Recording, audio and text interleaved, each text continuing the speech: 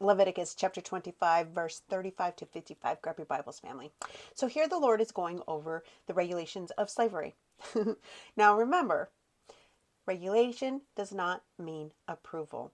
And we get a better understanding of all of God's rules about owning a slave in Exodus, not Leviticus. Anyone telling you that Leviticus is evidence that God approves of slavery and blah, blah, blah, it's out of context. Where you get really into details is in Exodus chapter 21, 26, and 27. Go back to some videos that I've done and a longer video that I explained it all in great detail. We went in depth in our Bible study, so we're not going to spend too much time on it on this Bible study because we have to consider the context. Here in Leviticus, God is talking to the Hebrews about when they get to Israel and how they're supposed to conduct themselves, the standards and expectations of the community. Okay, so he's going over really quickly slavery, about Hebrew owning a Hebrew slave and Hebrew owning a foreign slave and foreigners owning a Hebrew slave.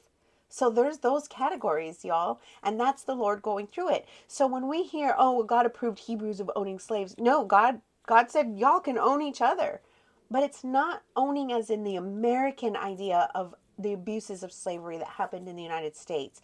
This is basically servitude, that these people needed to borrow money, they couldn't pay it back, or they had agreed to be a slave so that they were taken care of instead of being homeless.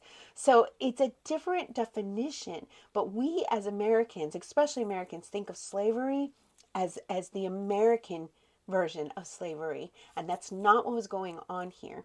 So in Leviticus, God's going over it really quickly because it's in context to the year of Jubilee.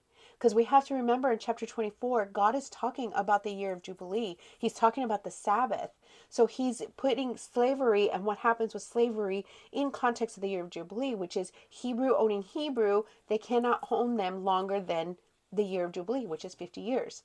And a foreigner owning a Hebrew slave, they cannot keep them more than 50 years.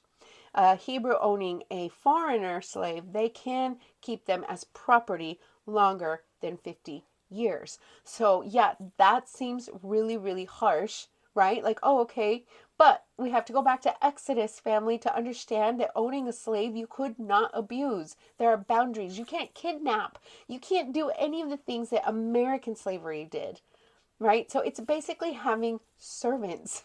And so what God is saying here is that the year of Jubilee and how it applies to slavery.